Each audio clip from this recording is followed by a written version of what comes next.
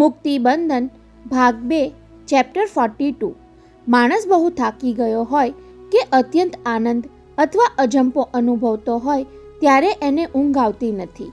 એક સામટી આ ત્રણેય સ્થિતિથી ઘેરાયેલા રહીને ઈશ્વરભાઈ વિરાણીએ 7મીની રાત જાગતા જ વિતાવી હતી. ધામધૂમથી નિરાલીને પરણાવવાની 1.25 મહિનાની તૈયારીનો થાક 7મી તારીખના સત્કાર સમારંભની રાતે પરાકાષ્ઠાએ પહોંચ્યો હતો. બહાર ગામના 300 જેટલા મહાનુભાવો મહેમાનો ઉપરાંત લગ્ન તેમજ સત્કાર સમારંભના બંને પ્રસંગના મળીને આવેલા 9000 જેટલા નિમંત્રીઓએ એક સૂરમાં તારીફ કરી કે જિંદગીમાં ક્યારેય આવા લગ્ન માણ્યા હોવાનું અમને યાદ નથી. ત્યારે આનંદના અતિરેકથી ઈશ્વરભાઈ જાણે ધરાઈ ગયા હતા. પરંતુ લગ્ન વિધિ પહેલાં અને સત્કાર સમારંભની અધવચ્ચે વીજળી ત્રાટકે એવા 2 વિઘ્નો છેવટની ઘડીએ ટળી ગયા છતાં આ ઉદ્યોગપતિ ભીતરથી હચમચી ગયા હતા. એ અજંપાની પરાકાષ્ઠા તો એ હતી કે ટાઈમ બોમ્બની પોકળ બાતમીએ સમગ્ર પ્રસંગને ગૌરવ અપાવે એવી મહેચ્છાના ફૂરચા ઉડાવી દીધા. પોતાની વિનંતીને માન આપીને વડાપ્રધાન રામેશ્વરી દેવીએ મુંબઈની તેમની પ્રથમ મુલાકાતનો કાર્યક્રમ ઘડ્યો અને એમના આગમનથી લગ્નમાં કરેલો કરોડોનો ખર્ચ લેખે લાગવાનો હતો તેને બદલે 5.25 કિલોમીટર દૂર ગવર્નર હાઉસમાં હોવા છતાં છેલ્લી ઘડીએ તેમની પધરામણી રદ થઈ ગઈ.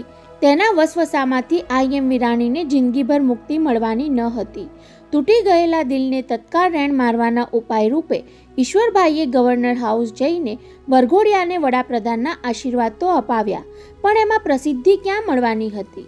એક અપંગ બોબડો માણસ માત્ર ફોન કોલથી અબજપતિ ઉદ્યોગપતિની કીર્તિનો કાંગરો ખેરવી નાખે એનો અજંપો કેવો હોય એ તો માત્ર ઈશ્વરભાઈ વિરાણી જ કહી શકે. અજંપામાં આડોટીને રાત વિતાવ્યા પછી સવારના છાપા વાંચવાથી મનને થોડી કળ વળશે એવા આશ્વાસન સાથે તેમણે ઉજાગરાવાળી આંખે પોતાના માનીતા અખબાર પર દ્રષ્ટિ માંડી તો એના મથાળે પણ પડ્યા પર પાટું મારવા જેવું કામ કર્યું. રાત્રે ગવર્નર હાઉસમાં વડાપ્રધાને નવદંપતિને આશીર્વાદ આપ્યા તેની તાબડતોબ પહોંચેલી તસવીર તેમાં છપાઈ તો હતી અને ભવ્ય સત્કાર સમારંભની પ્રશંસા કરતો વિસ્તૃત અહેવાલ પણ છપાયો હતો. પરંતુ ટાઈમ્સવાળાએ તેની ઉપર છાપેલા સમાચારે ઈશ્વરભાઈની આંખોમાં રાતા દોરા ઉપસાવી દીધા. સર્વશ્રેષ્ઠ અભિનય માટે સબીના સહાનીને રાષ્ટ્રીય પુરસ્કાર એ શીર્ષકની સાથે સબીનાનો આકર્ષક ફોટો પણ છપાયો હતો. અધૂરામાં પૂરું અહેવાલમાં લખ્યું હતું કે દર વર્ષે એપ્રિલ મેમાં જાહેર થતા ફિલ્મ પુરસ્કારો આ વખતે ડિસેમ્બર માસ પૂરો થતાં એક જ અઠવાડિયામાં જાહેર થાય એવી જોગવાઈ કરવામાં આવી છે. એટલું વાંચીને ઈશ્વરભાઈએ હોઠ કરડ્યા, પરંતુ આગળ વાંચ્યા પછી તો હોઠમાંથી લોહી વહેવા લાગે એવી હાલત થઈ ગઈ. મેડમ પ્રાઇમ મિનિસ્ટર ફિલ્મોમાં આટલો બધો રસ ધરાવે છે એની તો કાલે જ સૌને જાણ થઈ. ગવર્નર હાઉસમાં પીએમને કોઈએ અમસ્તી જાણ કરી કે સમર્પણ નામની ફિલ્મને બેસ્ટ પિક્ચરનો એવોર્ડ મળ્યો છે અને તેની મુખ્ય ભૂમિકા કરતી અભિનેત્રીને આ વર્ષની બેસ્ટ એક્ટ્રેસ ઠરાવવામાં આવી છે. ત્યારે મેડમ પ્રાઇમ મિનિસ્ટરે એ ફિલ્મ તત્કાળ જોઈ લેવાની ઈચ્છા પ્રદર્શિત કરી હતી. એટલે ગવર્નર હાઉસમાં તાબડતોડ વિડીયો કેસેટ મંગાવીને પીએમ તથા તેમની પુત્રીએ બીજા બધા એન્ગેજમેન્ટ રદ કરી ફિલ્મ જોઈ. એટલું જ નહીં, સમર્પણ જોઈને વડાપ્રધાન એવા ભાવ વિભોર થઈ ગયા કે એ જ ઘડીએ અભિનેત્રી સબીના સહાનીને ફોન જોડાવી તેને દિલથી અભિનંદન પણ આપ્યા. આટલું વાંચતા જ કોઈએ પેડું પર જોરદાર મુક્કો માર્યો હોય એવી પીડાથી ઈશ્વરભાઈ બેવડ વળી ગયા. સોનાના થાળ જેવા ભવ્ય લગ્ન પ્રસંગમાં એકને બદલે 2 લોઢાની મેખ લાગી જાય એ તેમનાથી સહન કેમ થાય? ટાઈમ બોમ્બની ચેતવણીને ઊભી કરેલી કટોકટી નિવારવાનો યશ ગઈકાલનો દારૂડિયો દલીચંદ લઈ જાય એ કેમ પાલવે? અને વડાપ્રધાનના આશીર્વાદ માટે સામે ચાલીને ગવર્નર હાઉસ ભલે જવું પડ્યું છતાં એ વખતના ફોટો છાપવાનો સંતોષ પણ આ સબીનાના બેસ્ટ એક્ટિંગ એવોર્ડે છીનવી લીધો. અરે, રામેશ્વર દેવીએ પોતાના બીજા એન્ગેજમેન્ટ કેન્સલ કરી ગવર્નર હાઉસમાં સબીનાની ફિલ્મ જોઈ. એટલું જ નહીં, એ અભિનેત્રીને અભિનંદન આપવા સામેથી ફોન કરીને મારા જેવા ઉદ્યોગપતિ કરતાં એ ફિલ્મી નટીની કિંમત વધારે આંકી. કેમ આમ પેડ ઉપર હાથ દાબીને બેઠા છો? ચા નાસ્તાની ટ્રે સાથે દાખલ થતા ચારુબહેને ચિંતાતું રવાજે પૂછા કરી. પાછો દુખાવો ઉપડ્યો કે શું? ત્યારે ગિન્નાઈને ખોડામાં પડેલું છાપું તેમના તરફ ફંગોળતા ઈશ્વરભાઈ ખીન નવાજે બોલી ગયા. અણધાર્યા ભાલા ભોંકાય પછી દુખાવો ન ઉપડે તો બીજું શું થાય? કહી બ્રશ કરવા માટે ઊભા થઈને ઉમેર્યું, લે વાંચ. મુંબઈનું સૌથી મોટું ગણાતું જે છાપું ખરીદી લેવાની હું તાકાત ધરાવું છું એ બોમ્બે ટાઈમ્સના 1 ડઝન જેટલા મોટા ગણાતા માણસો મેરેજમાં મહાલી ગયા, છતાં આપણા સત્કાર સમારંભના રિપોર્ટની ઉપર પેલી સબીનાને મળેલા એવોર્ડના સમાચાર છાપી નાખ્યા. એવું છે? કહી છાપા પર નજર નાખતા ચારુબહેને ઉમેર્યું. મેં જેટલા ગુજરાતી છાપા વાંચ્યા એ બધામાં તો આપણા સમાચાર ઉપરના ભાગમાં છપાયા છે. ગુજરાતી છાપામાં છપાય એ કેટલા લોકો વાંચવાના? કેમ, અમારા જેવા બધા તો એ જ છાપા વાંચે ને? અરે ગાંડી, સમાજમાં જેમની ગણના થાય એવા લોકો તો આ પેપર જ પહેલું વાંચી લે. એમની નજરે તો આપણે એક એક્ટ્રેસ કરતાં ઉતરતા જ ઠરી ગયા ને. ત્યારે ચારુબહેને ચૂપ થઈ જઈ સબીનાના સમાચાર વાંચવામાં ધ્યાન પોરવ્યું. વિરાણી શેઠના ઘરમાં હોટલની જેમ દરેકના રૂમમાં પોતપોતાની પસંદગી મુજબના છાપા આવી જતા. બીજાએ વાંચેલું છાપું જાણે વાસી થઈ ગયું હોય તેમ એના પર બીજું કોઈ નજર પણ ન નાખે. ટાઈમ્સમાં સબીનાના સમાચાર વાંચીને ચારુબહેન મનોમન ખુશ થયા. હા, નિરાલીના સમાચારને ઊંચું સ્થાન આપ્યું હોત તો સારું હતું એવું તેમણે મહેસૂસ કર્યું. છતાં પતિની જેમ ભાલા ભોંકવા જેવું તો ન જ લાગ્યું. ખરેખર પૂજામાંથી પરવારીને કોઈ મહત્વની વાત કહેવાય આવ્યા હતા, પણ પતિનો મૂડ બરાબર ન જોયો એટલે બીજી વાત ઉચ્ચારી. પરમ દિવસે વરઘોડિયા સાથે નાથદ્વાર જઈએ છીએ, તેમાં તમે પણ આવો તો સારું. કેમ, બા બાપુજી તો આવે છે ને? લગ્ન નિર્વિઘ્ને પાર પડ્યા એટલે તમારે પણ આવવું જોઈએ. ઠાકોરજીને સજોડે પગે લાગવાનો મહિમા વિશેષ છે, કહીને હળવેકથી ઉમેર્યું. બા પણ એવું જ કહેતા હતા. ચાનો ઘૂંટ લેતા ઈશ્વરભાઈને તરત જ યાદ આવ્યું કે સત્કાર સમારંભમાંથી પરવારીને મોડી રાત્રે ઘેર પાછા ફરતા પહેલા રતનબાએ પત્નીને એક જ બાજુ બોલાવીને ઘણીવાર ગુપસુપ કરી હતી. એ વખતે જાગેલું કુતૂહલ અત્યારે જોર કરવા લાગ્યું હોય તેમ ઈશ્વરભાઈએ પૂછી લીધું. નાથદ્વારમાં સજોડે પગે લાગવાનો મહિમા સમજાવવા માટે તને બા એક બાજુ લઈ ગયા હતા ચારુ? ના, એ તો બીજી વાત હતી. ખરેખર તે પોતે જે કહેવા માટે આવ્યા હતા એ જ આડકતરી રીતે પતિએ પૂછી લીધું એટલે ચારુબહેનને કહી દેવાનું મુનાસિબ લાગ્યું. તમે શાંતિથી સાંભળવાના હો તો કહું. પતિ પત્ની વચ્ચે શાંતિથી વાત કરવાનો વધુ સારો સમય સવારની ચા પીવાના ટાઈમ કરતાં બીજો કયો હોય? તમે મનોહરભાઈના જમાઈ સાજનકુમારને આપણી કંપનીમાં જોડાવાની ઓફર આપી છે ને? હા, બાને એ નહીં ગમ્યું? બહુ ગમ્યું. તો પછી? બા કહેતા હતા કે 2 જમાઈઓમાંથી એકને કહીએ અને બીજાને પૂછીએ પણ નહીં એ અવ્યવહારુ લાગે. એટલે કે મારે રાજનકુમારને એ કંપનીમાં લેવા એવો બાનો આગ્રહ છે? પૂછીને ઈશ્વરભાઈએ ચાનો કપ પૂરો કરતા ઉમેર્યું. ચારુ, વધુ પડતા સિદ્ધાંતવાદી માણસો મને ગમતા નથી. વેપાર ધંધા માત્ર સિદ્ધાંતના જોડે ચાલતા નથી. બા પણ એવું જ કાંઈક કહેતા હતા. રાજનકુમાર સિદ્ધાંતવાદી છે એટલે એ વૈભવ કંપનીમાં જોડાવાની ઓફર સ્વીકારશે નહીં. છતાં ઈશ્વરે વ્યવહાર ખાતર તેમને કહેવું તો જોઈએ જ. અને હું કહું ને એ મારી ઓફર સ્વીકારી લે તો? ઈશ્વરભાઈએ પત્નીને મૂંઝાવા ખાતર આમ કહીને સંભળાવ્યું. એ રાજનકુમારે મને શું સલાહ આપી હતી એ તને કહું? મને કહે કે અંકલ, લગ્નમાં તમે આટલો બધો ખર્ચો કરો છો પણ બધી રકમ ઓફિશિયલ દેખાડવાના છો ને? નહીંતર ઇન્કમ ટેક્સની ઇન્ક્વાયરી આવશે તો તમારે ભારે દંડ ભરવો પડશે. પછી તમે શું કહ્યું એમને? બીજું શું કહું? આ દેશમાં કરવેરાની ચોરી પકડનારાઓ પોતે જ ચોર હોય છે. પહેલાં શાહુકારી દેખાડે અને પછી નફ્ફટ થઈને લાંચ માંગે.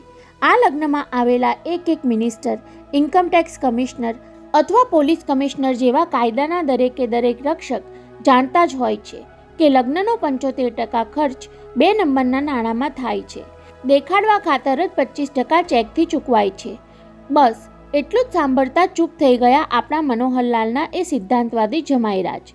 બોલી લીધા પછી પત્નીને ટપારતા હોય તેમ પૂછ્યું. બોલ, હવે કાંઈ કહેવું છે તારે? તમે માનો તો એટલું જ કહેવું છે કે કહેવા ખાતર એકવાર રાજનકુમારને કહી દેવું સારું.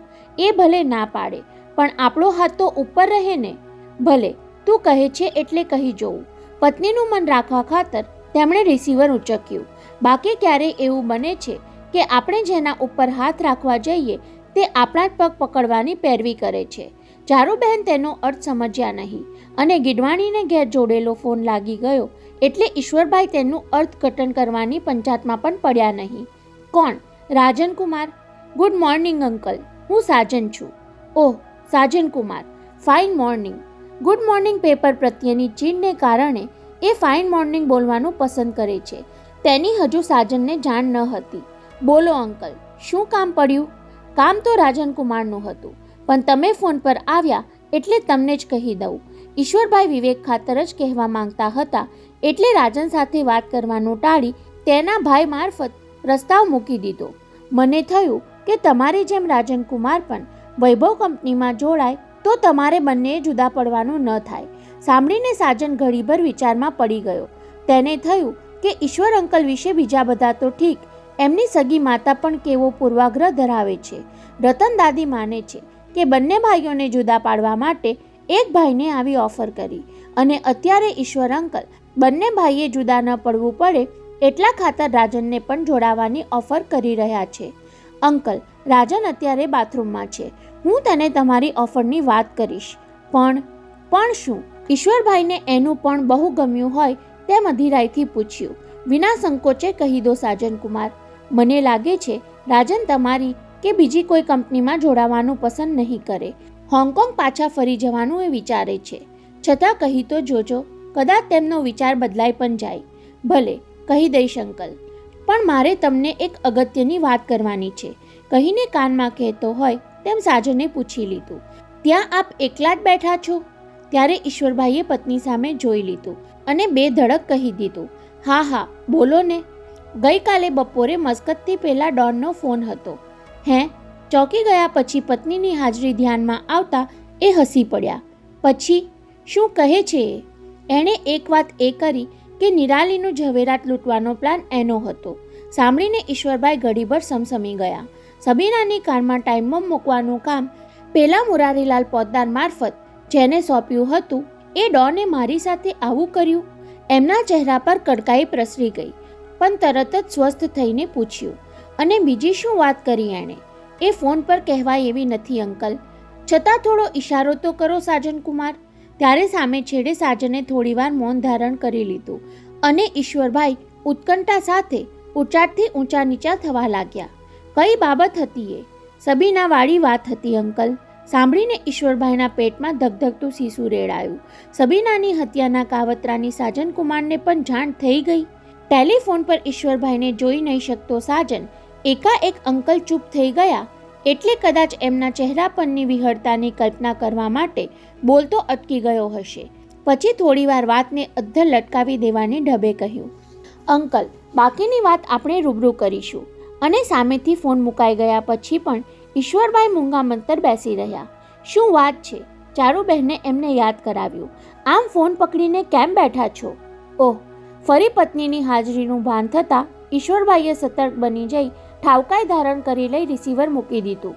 પત્નીથી કોઈ વાત છાની રાખવી હોય ત્યારે મોટે ભાગે વેપારી જવાબ આપી દે એવો જ જવાબ ઈશ્વરભાઈએ આપ્યો. એ તો ધંધાને લગતી વાત હતી. સાજન કુમાર બહુ ઉત્સાહી છે ને, એટલે જોડાયા પહેલાં જ ધંધાના વિચાર આવતા મૂંઝાઈ જાય. ખરેખર તો વાતમાં ખાસ કાંઈ માલ ન હોય. ખરેખર તો દરેક વેપારીની સમજદાર પત્ની આવા જવાબથી પામી જતી હોય છે કે ધણી સાચું કહેવાનું ટાળે છે. ચારુબહેન સમજી ગયા હોય તેમ ઊભા થઈ ગયા. અમને બૈરાને ધંધાની વાતમાં શું ખબર પડે? કહી તેમણે ઈશ્વરભાઈને એકલા છોડી દીધા. એકલા પડતા જ ઈશ્વરભાઈ ધંધા વેપારને બદલે મનોવ્યાપારમાં પરોવાઈ ગયા. ડોન આવો દગાબાજ નીકળ્યો. દાદાઓની દુનિયામાં એની આણ વર્તે છે. નપાવટ મુરારીલાલના કહેવામાં આવી જઈને મેં ક્યાં તેની દુશ્મની વહોરી લીધી? પેલા ડોને મારે બદલે આ સાજન કુમારને શું કામ ફોન કર્યો? સબીનાની હત્યાનું કાવતરું જાણી જનારાઓમાં હવે આ એકનો વધારો થયો. સાજનને હવે વશમાં રાખવો પડશે, નહીંતર ભવિષ્યમાં મને અને વૈભવને આસપાસમાં લડાવી મારશે. સાલી આ 2% ફિલ્મ એક્ટ્રેસ આજ સવારથી પેડુમાં દુખાવો બની ગઈ. છેલ્લું વાક્ય ઈશ્વરભાઈ લગભગ મોટેથી બરાડી ગયા ત્યાં જ ફોનની ઘંટડી રણકી ઉઠી. કોઈક હશે સત્કાર સમારંભની પ્રશંસા કરનારો એવું વિચારતા ઈશ્વરભાઈએ રિસીવર ઊંચકીને હેલ્લો કહ્યું. ત્યાં સામેથી સરદારજી ટહુક્યા, सेठजी, मैंने आपको नींद से तो नहीं जगाया ना? नहीं जी, हम तो सुबह होने तक बिस्तर में जागते ही पड़े थे. મનનો ભાર હળવો કરવા માટે માણસ ગપ્પા મારવાનું બહાનું શોધે એમ ઈશ્વરભાઈએ પૂછ્યું. मगर सरदार जी, आपको बम्बई में आराम मिले इसलिए ताज में ठहराया, फिर भी जल्दी उठ गए. ताज वालों ने चाय बाय पिलाई कि नहीं? अरे सेठ जी, अभी तो दूसरी चाय चल रही है। सरदार जी स्फूर्तिला आवाजे बोलवा लाग्या। पहली चाय ताज की और दूसरी चाय हमारी बेटी के घर की। बेटी के घर की? ईश्वरभाई चमक गया। आपकी बेटी? आपने तो कभी बताया नहीं कि बंबई में आपकी कोई बेटी है। थी नहीं, अभी हो गई। सरदार तेजासिंह रमतिया आवाजे कहता था। वो बांद्रा में रहती है। सुबह सुबह पेपर पढ़कर बेटी को मिलने यहाँ दौड़ आया। कहीं सरदार जी हड़वेकथी उमेर्યું। आप तो उन्हें अच्छी तरह पहचानते हैं। हर एक हिंदुस्तानी उनका नाम जानता है। ત્યારે ઈશ્વરભાઈ વિચારમાં પડી ગયા અને સામેથી સરદારજીએ નામ આપી દીધું। सबीना सहानी को हमने बेटी बनाई है। हैं? ઈશ્વરભાઈએ જાણે ચીસ પાડીને આશ્ચર્ય ઉછાળ્યું અને પછી તેમનું મોઢું ઉઘડેલું જ રહી ગયું। ધ્યાન સે સુનિએ શેઠજી, આ સબીનાના દાદા બહુ રઈસ હતા। પાર્ટીશન પહેલા ગુજરાનવાલાના સરગોધામાં અમારા ઘર એક જ મહોલ્લામાં હતા। સુખદેવજી પાક્કા આર્ય સમાજી। દેશના બટવારા વખતે અનેક હિન્દુ પરિવારોને એમણે સરહદ પાર કરાવ્યા હતા। उस जमाने में आदमी की सही पहचान पैसे से नहीं, उसके किरदार से होती थी। ઈશ્વરભાઈને થયું, સબીનાના બાપ દાદાની તારીફ કરવામાં સરદાર તેજાસિંહ મારા પૈસાની ઠેકડી ઉડાવી રહ્યા છે। આપકા શહેજાદા હોંગકોંગ આયા થા તબ વો ભી સાથ થી। સરદારજી એક સાથે ઘણું બધું કહી દેવાની ઉતાવળમાં હોય તેમ બોલવા લાગ્યા। ત્યારે ખબર પડી કે सबीना तो सुखदेव सहानीनी पोती છે और आपके बेटे को उनसे लगाव सा हो गया है। सरदार जी, मुझे वो कुछ भी सुनना नहीं। ઈશ્વરભાઈ ગુસ્સામાં ફોન મૂકી દેવા માંગતા હતા। સવારે ઉઠીને પહેલ વહેલું છાપામાં એનું નામ વાંચ્યું ત્યારથી હજુ એ સબીના પોતાનો પીછો કેમ છોડતી નથી। સવારે છાપામાં બેસ્ટ એક્ટ્રેસ એવોર્ડના ખુશખબર વાંચ્યા કે તરત જ ટેક્સી કરીને બેટી सबीनाને ઘેર પહોંચ્યો। સરદારજી દોડતી ટેક્સીની ઝડપે બોલી ગયા, मगर मेरे आने से पहले आपका शहजादा आ पहुंचा था। इसको कहते हैं सच्चा प्यार। ઈશ્વરભાઈના બંને જડબા ભીસાયા। એક તો સવારના પહોરમાં વૈભવ પેલીને ઘેર પહોંચી ગયો એની દાજ, અને ઉપરથી સરદારજીએ સાચા પ્યારની વાત ઉચ્ચારી એની ખીજ। છતાં પોતે હજુ રિસીવર પકડીને કેમ બેઠા છે એ તેમની સમજમાં આવતું ન હતું। વિરાણી શેઠ, તમે પ્રાઇમ મિનિસ્ટરની બેટી સાથે વૈભવનું ચોકઠું બેસાડવા માંગો છો, પણ તમારી સામે જ મેં એ છોકરી પાસે બોલાવ્યું કે અમેરિકાવાળા અમારા પ્રીતમસિંહ સાથે એને દોસ્તી છે। એટલાથી તમને સંતોષ ન થયો હોય તો કાલે સાંજે છોકરા છોકરી વચ્ચે થયેલી ચોખવટ પણ સાંભળી લો। શેની ચોખવટ? ઈશ્વરભાઈની જિજ્ઞાસા ઉછળી। કેવી ચોખવટ? પેલી પીએમની બેટીએ વૈભવને વિશ્વાસમાં લઈને સીધું જ કહી દીધું હતું કે આપણા વડીલો આપણને જોડવા માંગે છે, પણ હું બીજા કોઈની સાથે કમિટ થઈ ચૂકી છું, અને તમે પણ। અને વૈભવે કબૂલી પણ લીધું। તમારો બેટો બડો ઉસ્તાદ છે વિરાણી શેઠ। વૈભવે તો પેલીને એટલું જ કહ્યું કે પરણ્યા પહેલાંના સંબંધો પરણ્યા પછી ભૂલી જવાના હોય છે। તો પછી કાંઈ નહીં શેઠજી, છોકરીએ તમારા બેટાને સંભળાવી દીધું। પહેલાં કે પછી હું મારા પ્રીતમને ભૂલી જઈ શકું એમ નથી, એવું કહ્યું એણે? હા શેઠજી, ગેટ લોસ્ટ એમ ન કહ્યું એટલી તમારી આબરૂ રહી ગઈ એમ સમજો। સરદારજી પ્લીઝ, ગમ ખાઈ જઈને ઈશ્વરભાઈ બોલી ઉઠ્યા। સવારના પહોરમાં મારે આવી બધી વાત? શેઠજી, કેટલાક માણસોની આંખો સવારે તો શું બપોરે પણ ખુલતી નથી, એટલે તમને ઊંઘમાંથી જગાડવા ફોન કર્યો। સરદારજીના બોલવાનો રણકો બદલાઈ ગયો। અગર તમે રાજી ખુશીથી હા નહીં પાડો તો વૈભવ તેને પરણીને જુદું જ ઘર વસાવશે। જરૂર પડીએ કંપની છોડી દેશે અને દેશ પણ છોડી દેવા તૈયાર થઈ જશે, કહીને છેલ્લે સંભળાવી દીધું। અને सबीनाને પરણનાર મારો દામાદ બનશે એ પણ કહી દઉં છું। દુનિયાના કોઈ પણ ખૂણે જઈને એ સુખેથી જીવી શકે એટલી જોગવાઈ તો છે મારી પાસે। બસ મારે કહેવાનું હતું તે કહી દીધું। હવે સૂઈ જવું કે જાગતા રહેવું એ આપ નક્કી કરજો। અને સરદારજીએ ફોન મૂકી દીધો ત્યારે ઉદ્યોગપતિ ઈશ્વરભાઈને થયું કે સવારના પહોરમાં કોઈએ પેડુમાં આ ત્રીજી પાટું મારી દીધી જેની કળ કદાચ જિંદગીભરની પીડા આપી જશે। અંકલ, તમે ચિંતા નહીં કરો, ડોનને આપણે પહોંચી વળીશું। એણે મને પણ ધમકી આપી છે। કાંટાથી કાંટો કાઢવાનો ઈલાજ તો આદિકાળથી અક્ષીર ગણાય છે। ડોનનો કાંટો કાઢવા આપણે સુલતાન નામના કાંટાનો ઉપયોગ કરીશું। હોંગકોંગના માફિયાને પાઠ ભણાવવા માટે અમે આમ જ કરતા। વૈભવ ટાવર્સના 20મા માળે પોતાની સાઉન્ડપ્રૂફ કેબિનમાં બેઠેલા IM વિરાણીના કાનમાં સાજન કુમારના એ શબ્દો વારંવાર પડઘાતા હતા. લગ્નના થાકોડાને કારણે આજે ઓફિસે નહીં જવાનું નક્કી રાખ્યું હતું, પણ સવારે સાજન કુમારે ફોન પર ડોનની વાત અધૂરી છોડી દીધા પછી તેમને ઘરમાં ચેન પડે તેમ ન હતું અને સાજન ગીડવાણીને ઘેર બોલાવી આવી ચર્ચા કરવાનું અજુગતું લાગ્યું એટલા ખાતર ઓફિસે આવવું પડ્યું હતું. મંજુષા મુખર્જીની જગ્યાએ કામચલાઉ સેક્રેટરીને નો ટેલિફોન્સનો આદેશ આપી ઈશ્વરભાઈ સાજન કુમાર સાથે મસલતમાં ગૂંથાઈ ગયા હતા. ટેબલ પર સામસામે બેઠેલા બંને શતરંજના કાબેલ ખેલાડીની જેમ ઉપરથી હસતા એકબીજાને ગૂંચવી નાખવાની ચાલ અજમાવતા રહેતા. સબીનાની કારમાં ટાઈમ બોમ્બ મૂકવાના કિસ્સા બાબત કાકા સસરાએ જમાઈના મનમાં ઠસાવી દીધું કે એ તો સાંસદ સભ્ય મુરારીલાલ પોદ્દારના કરતૂત હતા. એ વખતના વડાપ્રધાનની બહેન સાથે વૈભવનું ગોઠવી દેવા ખાતર સબીનાને વચ્ચેથી હટાવવા મારા નામે એણે ટાઈમ બોમ્બનું તૂત પણ ચલાવ્યું, પણ એમાં ફાવ્યા નહીં. ત્યાર પછી રામેશ્વર દેવી વડાપ્રધાન થયા ત્યારે મુરારીલાલે પ્રધાન બનવા માટે મારી વગ વાપરવા મને આજીજી કરી, પણ મેં સાફ ના પાડી દીધી એટલે એણે ડોનને મારી વિરુદ્ધ ભડકાવ્યો. આ રાજકારણીઓ તો દોસ્તી રાખો ત્યાં સુધી જ સારા, આપણી સાથે જરાક વાંકું પડે ત્યારે હલકટાઈની હદ વટાવવામાં આ નેતાઓનું રૂવાડું ફરકે નહીં. જેની સાથે કામ કરવું હોય તેના દોસ્ત જ નહીં, દુશ્મનને પણ ઓળખી લેવા જોઈએ એવું માનનારા સાજન કુમારે વિરાણી અંકલની બે દુખતી નસ જાણી લીધી. તેમાં એક હતો ઘાતક ડોન અને બીજો કપટી મુરારી. આ મુરારીને હવે પછીના ઇલેક્શનમાં ટિકિટ જ ન મળે એવું કરી દઉં એટલે ઠેકાણે આવી જશે. સાંભળીને સાજન કુમાર કાકા સસરા સામે એવી રીતે હસ્યો હતો જાણે કહેતો હોય, અંકલ તમે બહુ સીધા છો, કપટીને તો કપટ કરીને જ માત કરાય.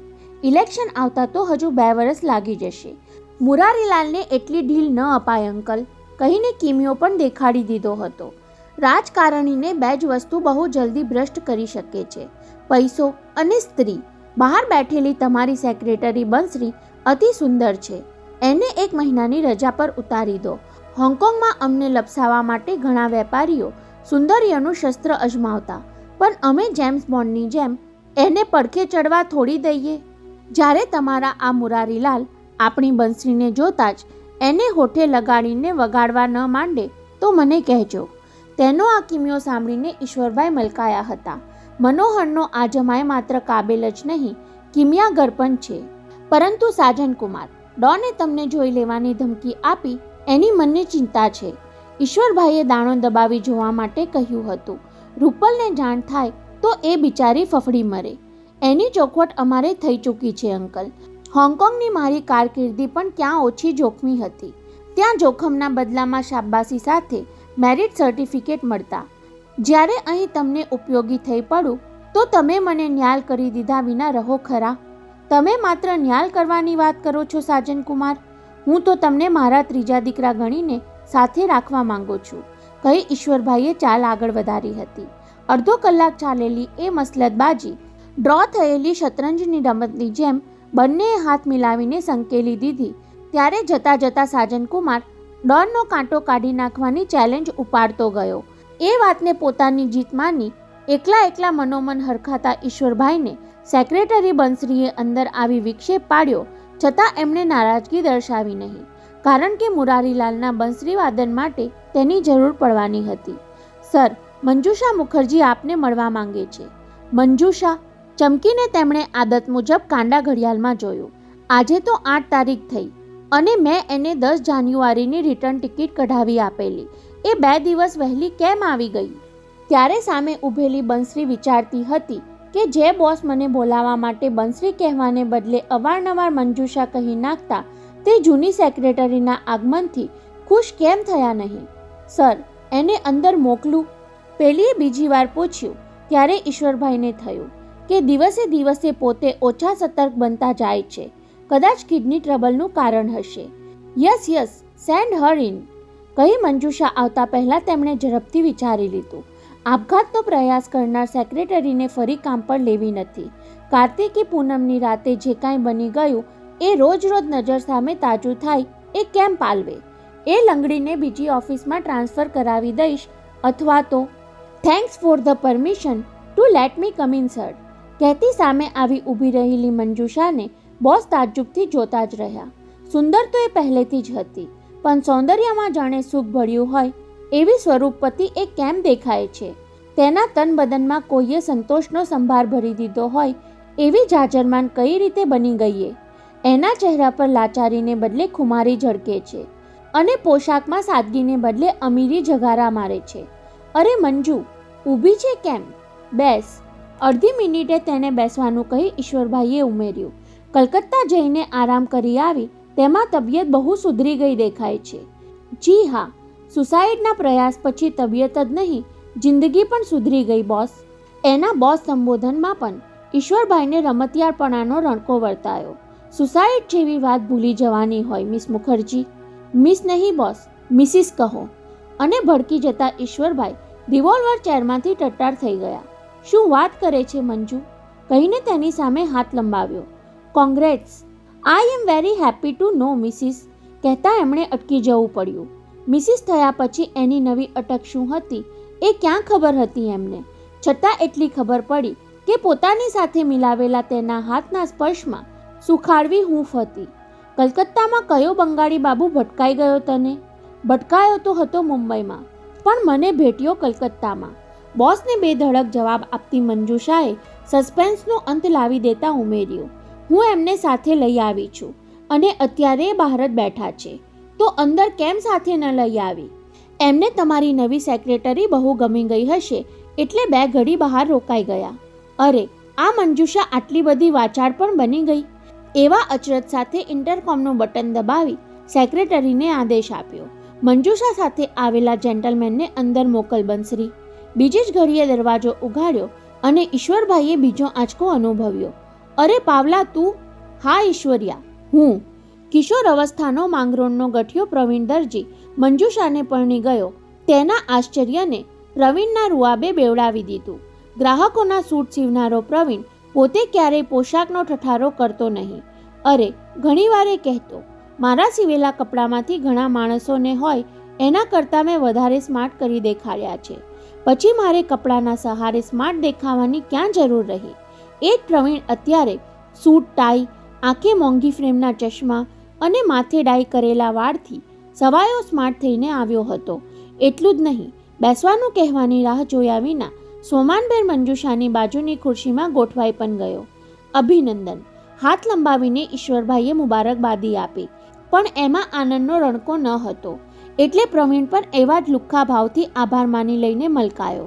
બોસ, આપ બંને વાત કરો, ત્યાં સુધીમાં હું સ્ટાફ મેમ્બર્સને મળી આવું, કહેતી મંજુષા ઊભી થઈ ગઈ. લંચનો ટાઈમ થવા આવ્યો છે.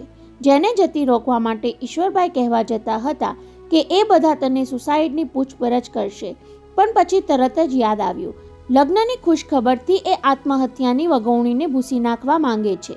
મંજુષાના જતાની સાથે જ પ્રવીણે ઈશ્વરભાઈને ઝડપ્યા. તને અમારું જોડાણ ગમ્યું નથી લાગતું? શું કામ ન ગમે? ઈશ્વરભાઈ ઓછા ઉતરવા નહોતા માંગતા. આવ ભાઈ હરખા, આપણે બેવ સરખા જેવા તમારા જોડાણમાં ન ગમવા જેવું શું છે? ગમ્યું હોય તો ચહેરો અણગમાની ચાડી કેમ ખાય છે? તને ચહેરા પર દેખાતો મારો અણગમો બીજી વાતનો છે પાવલા, કહીને તરત જ તેમણે કારણ પણ દર્શાવી દીધું. તે મારી સેક્રેટરી સામે મને ઈશ્વરિયા કહીને બોલાવ્યો અને તે મારી પત્ની સમક્ષ પાવલા કહીને આવકાર્યો. પ્રવીણે હાજર જવાબી સાથે ઉમેર્યું. અને મારો તારી સામે આ વાંધો છે, વિરાણી શેઠ બની ગયા પછી તને મારો તુકારો ખટકે છે. એટલું જ નહીં, મોટા માણસો વચ્ચે પ્રવીણ દરજી તારી બાજુમાં ઊભો રહે તેનો પડછાયો પણ ખૂંચે છે.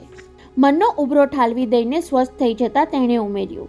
બીજી એક વાત, ઈશ્વરલાલ વિરાણી, મંજુ હવે તમારી સેક્રેટરી રહી નથી, કહી કોટના ખિસ્સામાંથી પરબીડિયું કાઢી તેમના તરફ સરકાવ્યું. આ મંજુનો રેઝિગ્નેશન લેટર.